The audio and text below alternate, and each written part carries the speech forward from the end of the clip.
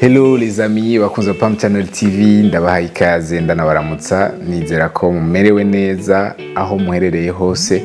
Ni mu kindi kiganiro Smart Mind, muracyari kumwe na Branly Nzihindura, aho minsi yose burindwi gerageza kubahuza canke kubazanira abantu batandukanye bakora ico bahinduye mu buzima bwabo no mu buzima bwaba bakikuje canke mu makominote baserukira muri rusange. Uno munsi ndi niteka ryo kwakira Irakoze Ella Bernice, n'umwigeme ari mu bantu bake bashobora gusigura ibijyanye n'imvugo z'abagendana ubumuga bwo kutumva no kutavuga. Yabitanguye akiri muto, abikorana ishaka, abikora bikunze. Uno munsi ariko afasha urundi rwaruka rugendana ubumuga bwo kutavuga no kutumva kugira bashobore kubaho mu buzima bw'ishure bwo mu kibano aho babaye nk'abandi bantu bose. Mbe ubwo bumenyi Ella Bernice yabukuye n'uwuhe mutwaro afise ushobora kuba umutuma afasha urundi rwaruka kumvirizwa aho bisa n'ibigoye wewe akavyitangira akabikora? Uno munsi niwe tuza kwakira, twumve neza yavyigiye he, abikora kuki.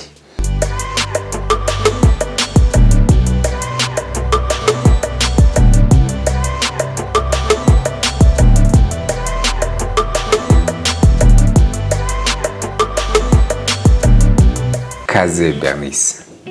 Murakoze cyane. Nkuko aje kubivuga, nitwa Irakoze Ella Bernice. Hama mu buzima bwa misi yose sanzwe sigura amase yaba ari abantu bagendana ubumuga bwo kutumva no kutavuga. Wambajije ngo nabitanguye gute? Igihe nayiga hari ku rushengero, ico gihe imbere bararondeye abantu bosigura kuko hari haje umuntu ase ico kibazo. Hanyuma barabaza umuntu yoba abizi yashobora gusigura, baramubura. Babaze kumubura rero mu nyuma niho hacaza ico ciyumviro co gutanguza abantu bashobora kuyiga ubwo rurimi niko novyita, kugira ngo bashobore kuza barafasha abo bantu mu gihe baje gusenga. Hanyuma rero je nanje nabayemo mubize, nabaye muri promotion ya gatatu hari muri 2019. Nuko nize amasi gushika rumva nono munsi ni ndabirimwo, ndabikora ni umwanya munini bandi muri ivyo. Yes. Urakoze Ella Bernice, turatubwiye ko watanguye wavyize muri mu 2019. Mwavyize muri bangahe, murangiza muri bangahe? Mbe mwese vyarakunze ko mubandanya mubikoresha mu buzima bwanyu bwa minsi yose? Sinibuka igiti neza mugabo ndibuka igihe tutangura kwiga twari nka 30. Hanyuma twashoboye kwiga amezi agera kuri 6. Hanyuma twagiye kurangiza turi 18-16. Mu birangije muri 16. Uno munsi mu gikorwa muriko murakora mubona abo mwiganya abo 16 mwarangije inoze bose muracabandanya mubikora canke araho batakundiye ko babikora? Mwabo ya twarangizanije rimwe, si bose babandanije babikora. Oya kuye nyene hari abage bava mu mbere, hari n'abage bava mu nyuma bivuye ku mvo zitandukanye. Gushika ubu yarumva ntisi twese twabandanije, ubu hariho le nombre nkeyi y'abantu bakibirimo. Urakoze cyane. Turumva rero ko uno munsi tugomba tuyage n'umuntu yize ibijyanye no gusigura imvugo z'abagendana ubumuga bwo kutavuga no kutumva. Duhereye kuri jewe turi nga ndamutsa mu masinye. Umva kuramutsa turamukana gutandukanye. Ndashogira nkungu, ngize nkungu umva bavuze ati hello, cyane nkagira nkungu, uvuze aye bavuze ati ndakuramukije. Cyane nkubaza ati namahoro. Uko namahoro. Imva ni pe ya peace. Namahoro. Umva ndakuramutsa gutandukanye. Urakoze. Rero ndashaka umbwire ivyo bintu ni igiki cyatumye urumva ko mwabitanguye muri 16. Ako muri 16 uno munsi mwese ni muriko murabikoresha, ni muriko murafasha abo bagendana ubwo bumuga. Wewe ni igiki cyatumye wumva ko wobibandanya ukanabikoresha mu buzima bwawe bwa buri munsi? Jewe nibaza yuko nitoye ego umuntu wese aragira ukuntu aba ameze aragira ukuntu aba yumva ibintu jewe bwa mbere na mbere nari umuntu ahoze adakunze kuvuga mva muri community ari abantu bataba babitahura kuko hari bavuga ati uriya muntu afise inzigo uriya muntu afise ishavu canke uriya muntu arinubana aragayana nico gituma ataja mu bandi je rero ico gihe maze uko umuntu agenda arakura agenda aragerageza kubana n'abandi mu mahoro maze rero kuba nobona uwo mugwi w'abo bantu bagendana ubwo bumuga bwo kutumva no kutavuga muri jewe naribwiye ati kumbura aba bantu nabo bashaka kuba ari muri ba bantu badatahurwa vyoroshe hanyuma numva nyine umenga nditoye maze kuba nitoye rero nivyo vyatumye numva shaka kubajamwo cane kubabamwo kumenya ati mbega bigenda gute bikora gute vyankirahe bidugirahe nkabimenya nico catumye je ndabibandanya no mu buzima bwa misi yose. Umaze kubitangura kubikora wasanze ari ikintu ikihe kigufasha wewe nk'umuntu ariko aratwira icyo atanze kigafasha n'uwo wundi muntu uri kurafasha kugira yiyakire yakigwe no muri community n'ibiki? Nihereyeko kujya navuze ati ubwa mbere byaragorana ko abantu bakwakira bose bivanye n'ukuntu bumeze nabo rero hari abantu bose batabakira bivuye ku kuntu bameze kuko hari umuntu akimuntu avuga ati jewe ndishobora kuvuga no muntu navyo noshobora muga rero iyo turi kumwe umwanya munini arumva yuko ni bisanzwe yego ni bisanzwe kuko niyo ashaka kugenda ahantu kubaza ikintu canke gusaba ikintu akafise umuntu amusigurira ikibazo kireno ubuzima burabandanya urumva ni nk'abandi bantu bose nyasko kuri kote yabo aruko oya hama kuri kote yanje nayo narize kubana n'abantu batandukanye kubana mu buzima tugenda turabona n'abantu batandukanye kandi mwa abantu batandukanye bagenda batubera umugisha mu madomaine atandukanye jewe rero urumva narize kuko barafise culture yiwabo utitaye kuba ari umuntu canke mu Kongomani canke mu Nyarwanda hariho culture y'aba bantu b'abadayafu iyo culture basi ukuntu bameze kwabo basi ukuntu batahura ibintu kwabo barafise utabarimwo rero biragoye kubitahura ico ni kimwe hama ica kabiri hari ibintu ngenda ndiyiga bivuye kuri bo hari ubumenyi ngenda ndakira. Wowe nk'umuntu wumva ko witoye muri ubuhe buryo wumva hari ikintu kihe uri kurazanira uwo muntu canke abo bantu ugomba gufasha ngo kurafasha? Nitoye muri ubuhe buryo jewe ko nitoye mu gukora ibyo bintu mba numva nisanzuye kuko ndibuka hari abantu bakunda bakambwira ati umuneka arakuraba umenga umuntu uri goyigoyi nta bintu ushoboye uri faible nyene uraho mugo urumva ni hahantu buri ukumva ubikorana n'umutima wawe wose ukumva nyene uraryohewe basi ni wewe nyene urahantu hawe kuko ndibuka igihe kimwe naraje amashuri mva nari umuntu akuze nari ngwaye ico gihe ngwaye umuvyeyi yaramperekeje kwa muganga umva umuvyeyi yarinze kwerekeza bari ibintu bikomeye najugumira fe bagenda turiko turagenda rero dushitse aho hantu kwa muganga twari tugiye mbona umuntu agize amasinyi ndabaza tike kunyo yoba ari umuragi tego yega navuze nasinze ndagenda mvugisha wabo ntiwibuka no kugwaye sinibuka ko ngwaye yasuye kandi uremvye yego kandi ubona je ndajugumira deja kwabona n'umuntu ajugumira nyene baranamufata rero turagenda turavugana uwo muvyeyi twari turi kumwe aragenda arakora ibisabwa nzambona naje none wakize kuri kuraganye none ndambwira je none nsinzi ndavuze ico nishura umva ni vya bintu wasanze uri kuravugisha ujya agendana ubumuga kandi sineko ndajugumira muri uwo mwanya wari wakize umeze neza gusa narabandanije ivyo kwa muganga ndabiheza umva ni vya bintu uba urimwo ukumva nyine ari ibintu vyawe ntuzi ikintu kigusunika kubikora ariko bikora utitaye ku nyungu woronka canke uvuga ati ndiko ndagikora kugira ngo nk'ikijya kuko ejo yuko urakora ikintu kugira ngo nk'ikijya kira kintu kibuze ca kintu cugiheba urakoze rero uratubwiye ingene witoye ntako karorero gagaragara cuko uri kwa muganga wagiye uremvye ariko ubonye umuntu agendana ubumuga ucuwisanga witoye wakize uriko uramuyagisha hama ingingo yo kuvuga ati je ngomba gufasha aba bantu bagendana ubu bumuga bwo kutavuga no kutumva wayifashe ryari wayifashe gute byagenze gute? Kujya navuze umuntu wese agira uko amera. Jere kuva nkiri muto narumva nkeneye kwitaho abantu bari mbafisiyo besoin. Kuko urumva nagenda ndaraba mu community atandukanye ukabona nyine kumenga abantu ntibafata cyo kimwe bivuye ku butandukane kandi bwinshi butandukanye.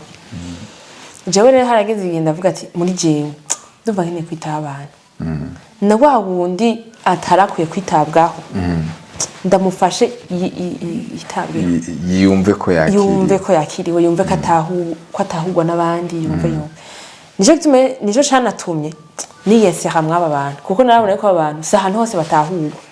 Hariho n'ahandi hantu baba bari gutahugwa mugabo bikagorana kubera ukuntu bavuga ururimi bakoresha. Nico kintu rero catumye hanini mvuga ati aha hantu nohashiramo ingufu zanje zose nkabikora n'umutima wanje wose ndabikunze kuko ni ya principe mfise yo kwita abandi yo kubafasha yo kubakunda kubereka yuko hari umuntu abatahura. Yego urakoze Bernice.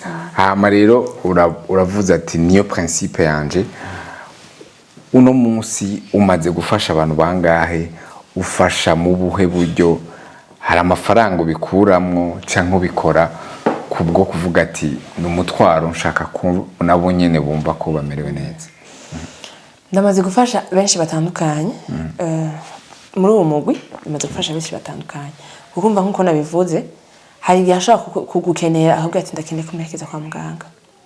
Hari n'igihe usanga atanamarira bisi ufise akarorero mugabo gushusha kumubwira ngo uraza kundihira bisi ucumenga donadone urumva undihiye bisi ko yanje kugufasha ntaza kubona uburemere bw'ukuntu witanze.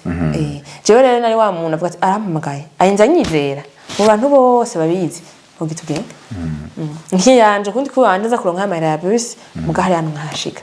Umva rero maze gufasha abantu bose batandukanye. Urumva bamaze kuba bakumenya bakuzi baramenya kutanga amaservice kuko umuntu atanga amaservice aramenyekana. Bamaze kuba bakuzi bavuga ati ko bigenda kose nini ikora ko naka afise umwanya naza kwanga. Umva bikunda yaza gukunda nyene sinavuga ngo ndabikora kubera ico nkurayo oya kuko nta mushahara bimpa. Sinavuga ngo ngiye guherekeza naka hariho ndavye umwanya namaze yununza kuronkaya yasuko bimeze. Ni handi nyene uvuga ati okay ndiko nditanga kubera nyene ni jewe bindimwo ndiko nkora caki n'indi sense gukora kabikora setu.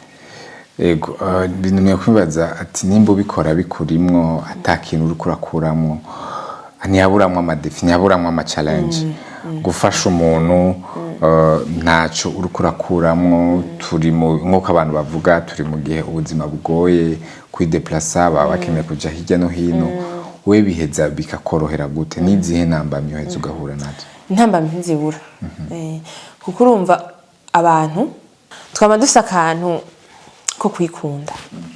Ashaka kumamagara no munsi nkambwira ati ntibishoboka. Hari igihe ntamubwiye impamvu bidashoboka kumbure niyo déplacement canke n'ikindi kintu kanaka agaca avuga ati nana karanya nkiye ari wana nizeye. Urumva ntaba akibaza n'undi muntu agaca afata muri rusange avateka share kanamanya bafise. Urumva kakamubabaza kumbure ntiwashatse kumubwira ikibazo gihari canke nawe nyine ubwiye ntashatse kumenya igituma mbwa agaca ashoka abifata umva amadefi ntabura. Muri uwo mwanya rero hari n'igihe ikindi gihe adasaba kwiza ngo aguhamagare canke yaguhamagara naho akamera nk'uri karageza la fois passée ntiyanyankireka n'ubundi yageze ndahabe. Urumva amadefi ntabura.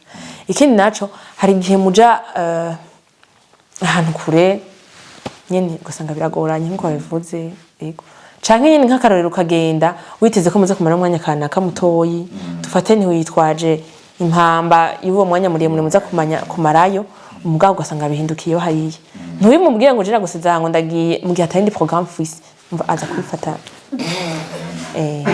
mugabo mu gihe ufise umwanya ndihangana kuko nyene urumva nivyo burimo. Ego Bernice turumva ko ari igikorwa ukora mu bwitange ariko bebe abo witangira bobo barabona umwete n'ishaka ubishiramwo baratahura icyo urukuramara muri community yabo muri rusange kuri bo canke no kubandi. Ego jewe abo tuba turi kumwe kenshi canke aho nkorera kenshi barabitahura cyane kuko barabibona barabibonega nabo barabitahura nyine barabibona ko uri kuritanga. Hariho abashima bavuga ngo barashima muri rusange je kweka yuko umuntu aba yatahuye effort wakoresheje. Yego jewe kugira ndagutumira mu kiganiro n'umuntu yanyagiye ivyo ukora arashima uburyo bikoramwo aranshingira nahe y'abantu maze gufasha ninge n'uburyo bafashamwo aho aranambwira ko hari umwana uno munsi ariko ararangiza kaminuza kuri leadership kubw'igikorwa umufasha mu kumusigurira. No umwana yigana n'abandi bumva bakavuga ariko niwe wenyene ari mu ishure atumva ngo yongera avuga ariko kubgawe ariga buri munsi akarangiza. Ico ni igikorwa gihambaye cyane gose ndagutera n'intege kubandanya cyamaye umwete wo gutuma ndakurondera ngo tuyage. Bikorohera gute guhagarika ivyawe vyose ukaja mu ishure warahejeje ishure ukicara amasaha 3 amasaha n'amasaha 5 n'ayarenga uri kurasigurira umuntu wewe ivyawe byo bihagaritse bigugendekera gute?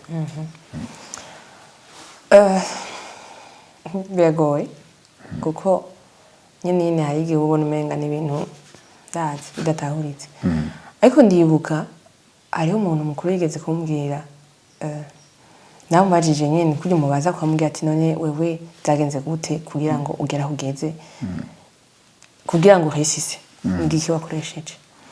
Yambwiye ngo ikintu nakoresheje mu buzima bwanje ahantu hose ngeze nariga. Urumva naho yoba atari domaine yanje nkaba ndose ako kajya ko kwiga nariga.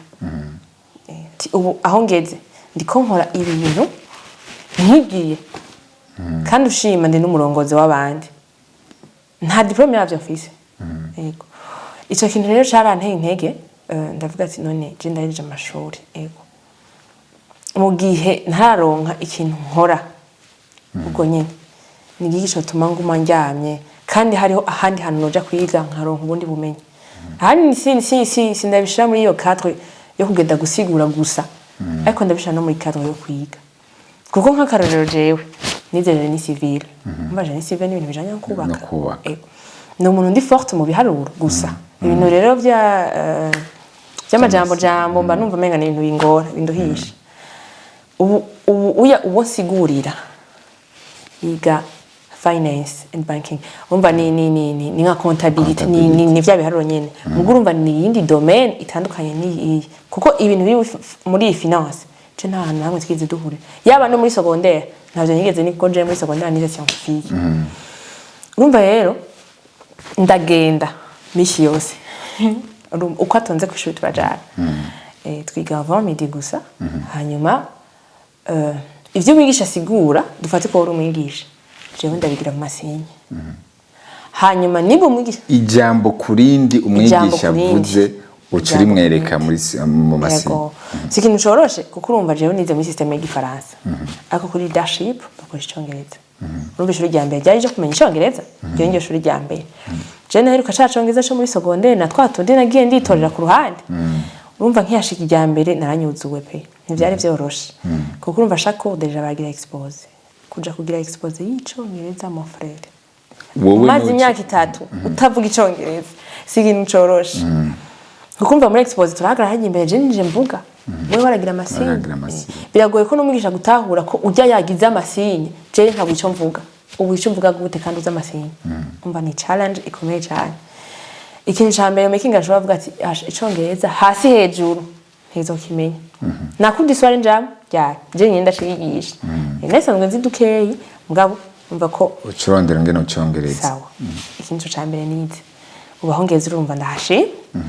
Ica kabiri ubu uya mu bintu bijanye na comptabilité umva ndasaka bagage quand même sico kimwe n'umuntu n'iyindi nyungu sico kimwe n'umuntu atarigira bibona izo ngo niko ndibuka rafa passe umwigisha yahamagara mbere ndakubaza wiga ngaha ndamwe atoya vyakwere iyi myaka yose ndakubonye ntiwiga oya uza gufasha ujye mwana gusa ego kwe kutari hano none ngo nawe uzura nk'idiplome urumva mbese none ukora tumwanya urumva gusa sima ariko ndatumwanya kuko je ndazishoma ariko ndakira umva rero hanini simfata yuko ndiko ndafasha uyu nubwo quand même hariho ikintu ndonga nka encouragement oya ahanini fasha ngo fata ngo ndiko ndiga nico kintu gituma no mu gitondo nozinduka nkavuga ati sinza gucegwa kuko ni nacegwa usivye kuyu ataza kumva biya vya mbere bahereyeko naje byaza kungora kumusigurira ntumvise aho byahereye kuko ndibuka ari cours nasivye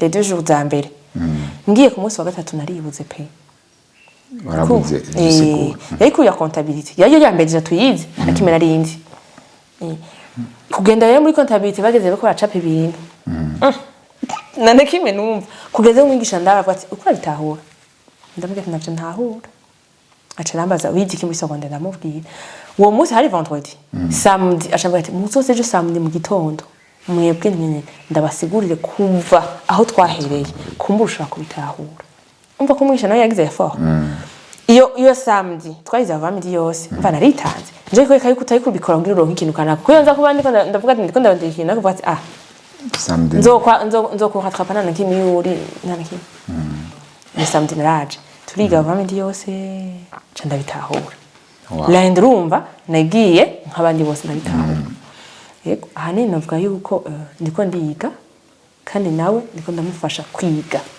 bisigwa ngo ubu mushuri arabitora kandi naje nafise ikintu natahanye kuko ndibuka nabigisha hariho nk'abantu batabitahura kambaza none urabitahura amajambo yose tuvuga vyakweli nambwiye to ya simaka byose ndabitahura genre si amajambo yose ntahura muga harige ntahura na context akaba ariyo ndamuha canke yari jambo ntatahuye ndashobora kugepera genre jambo numvise ubwa mbere ntazi sinye yaryo ndepera nkagira alphabet hanyuma tukabandanya gutyo ego numva ari ibintu bihambaye by'agaciro kanini uno munsi urukura bikora uko urukura afasha uyo mwana agira arangiza ishure nizera ko azonabitora n'amanota menshi ku bwawe ubona icyo gikorwa uko aba ejo habonetse abandi bafise ico kibazo uwo bafasha gute uzobafasha gute ushaka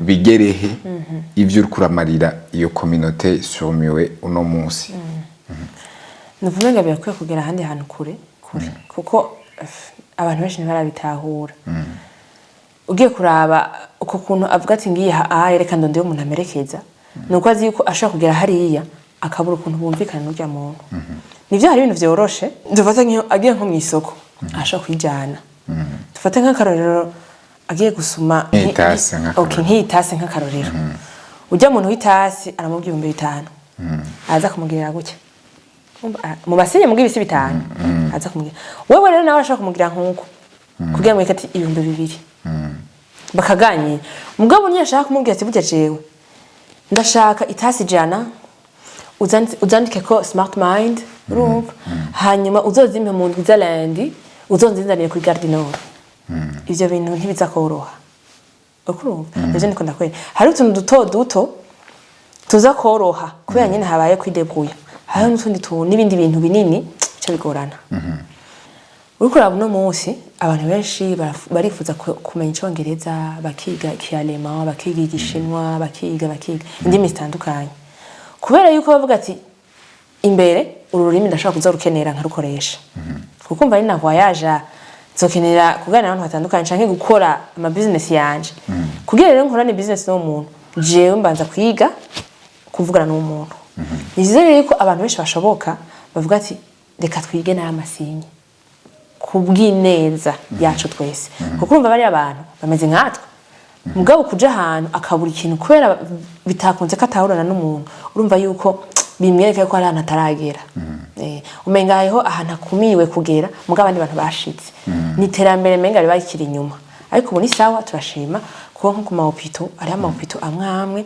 bariko baragira formation usanga amasinye ajya asanzwe bayazi ku buryo uyo muntu agendana ubwo bumuga bwo kutumva no kutavuga ahaje yoroha yuko bamufasha bakamubaza utubazo tumwe facilement batarinze guhamagara umu interprete.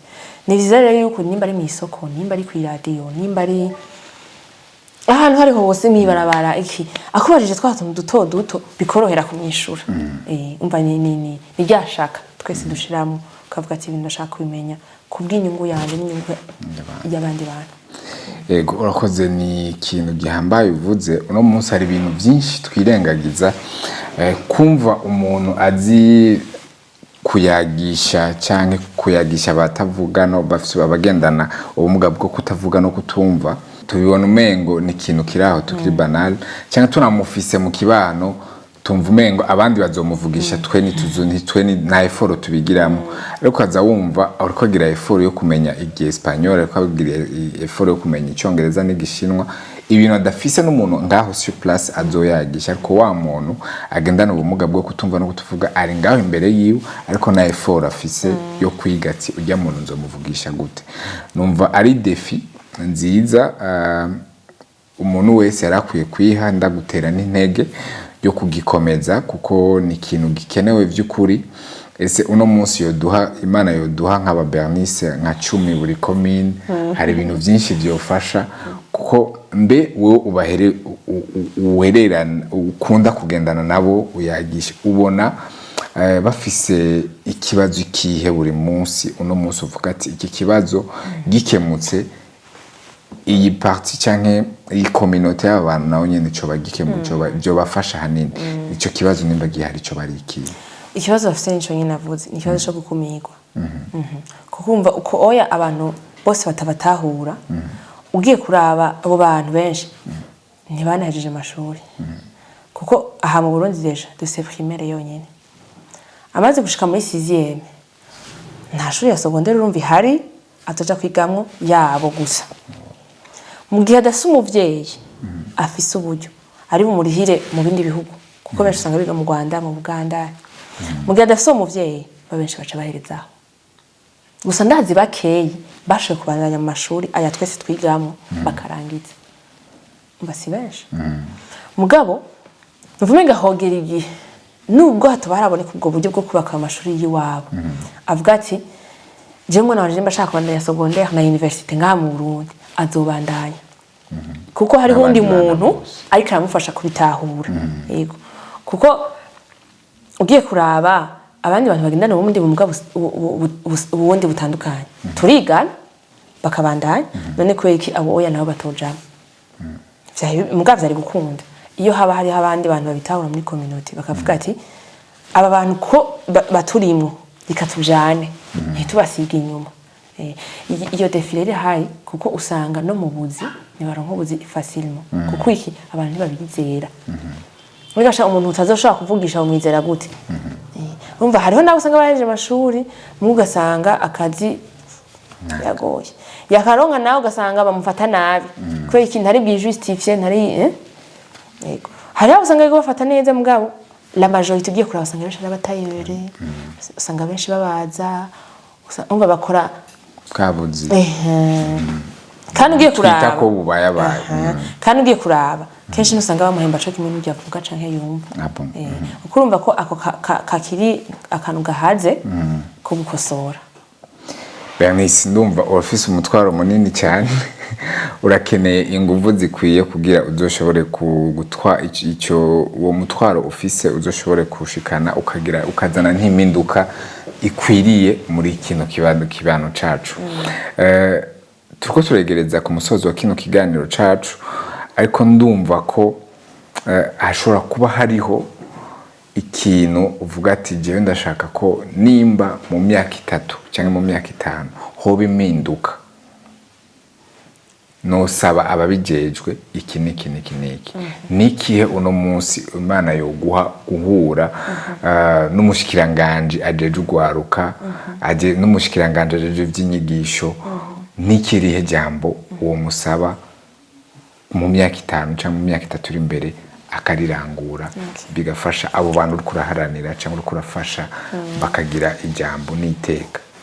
Jewe ico nosaba nuko boshigikirwa gute abo bana bagendana ubumuga bwo kutumva no kutavuga, usibye no mu kibano hariho nabo usanga abavyeyi babo bakumira kuko je ndibuka negeze guhura n'umwana umwe arambwira ngo je ngiwacu ngo je sisohoka ndamaze nti kubera ngo abavyeyi banje ntibanyemerera ngo bacambira ngo nta kintu maze uribaza umwana umuvyeyi mubwiye iryo jambo igikomere umuvyeyi wiwe yamubyaye mugabo mu gihe aho hanze bavuga ati aba bantu barabatahura aba bantu bafise ishuri bigamwo aba bantu dufate nimba ari muri football harimo 5 urumva nimba ari mu barongozi kanaka uwo muntu harimwo nimba biroroshe yuko umuvyeyi atazokumira umwana we nkuko kuko azovuga ati n'umwana wa naka vyarakunze n'uwa naka nguriya ariko akina umupira none wumva uwo muvyeyi azoshobora kuja kubwira umwana we ngo guma hariya mu cumba ngo tukugarane kandi abona yuko hari uwundi mwana ameze nka agendana ubwo bumuga bwo kutumva no kutavuga biriko birakunda ni vya bindi rero bivuga ati habeho kubashigikira baka amashuri mu gihe ayo mashuri atarubakwa naho habeho abantu kujya ngene navuze abantu benshi bazi ayo basinye ku buryo bavuga ati okay aya mashuri ntashobora kubakwa mugabo umwana ashobora kubandanya kwiga kuri Lemebe na Karorero kuri Lemebe hari abanterprete 3 bajejwe gufasha abo bantu bagendana ubwo bumuga bwo kutumva no kutabona bazogenda kuhiga ico kintu kiri facile mu gihe ayo mashuri ataraza ibintu vyuko. Urakoze cyane Bernice, numva ari igisabo cyiza cyane. Imana yodufasha kino kiyago cacu kigashikira ababijeje bagafata ingingo nzibereye kubw'iyo communauté y'ugwaruka y'abana bagendana ubwo bumuga bwo kutumva no kutavuga. Ariko ndagushimire bimwe byimva mutima kuri no mwanya waduhaye wo kuza kutuyagira, tunasaba imbabazi umwana wateuza kuba uri kurasigurira no munsi cyangwa abana wateuza kuba uri kurasigurira no masaha, ariko ukavuga ati reka nje gutanga ikiganiro kuri Pam Channel TV. Turabigushimiye bimwe byimva mutima, tunasaba imbabazi uwo mwana yashoboye kuronka iyo malaise yo kutaba mutari kumwe uno munsi. Ego murakoze gushima nanje numva noshimira Pam Channel TV kuba mwatwizeye mukaduhamagara. Numva ko ari inyungu kuko naho byoshikira umuntu umwe, uwo muntu umwe mugabo akaba yitahura, biroroshe ko umuntu agenda arabibwira benshi bashoboka bamwegereye hama bigashikira benshi bashoboka. Mva niteka ko ibintu bishobora gushika kure cyane kandi mukamwana twizeye natwe kuko hari abandi benshi babikora. Murakoze cyane. Bandaniriza igikorwa mugeze. Murakoze namwe bakunzi ba Pam Channel TV, murumvise ikiyago turiko turangije ko uno munsi. Ni byiza ko umurundi wese, umwana wese ahari aronka amahigwe amwe n'uwundi wose abagendana ubumuga cyangwa atagendana ubumuga. Turakeneye aba Bernice benshi mu makomine yose mu ntara zose zigize igihugu cyacu cy'u Burundi. Imana yoduha mugakwira hose ba Bernice. Murakoze gumana na Pam Channel TV. Ngiye nize akantu kamwe kandi gahambaye kama mu masinyi ni turabakunda.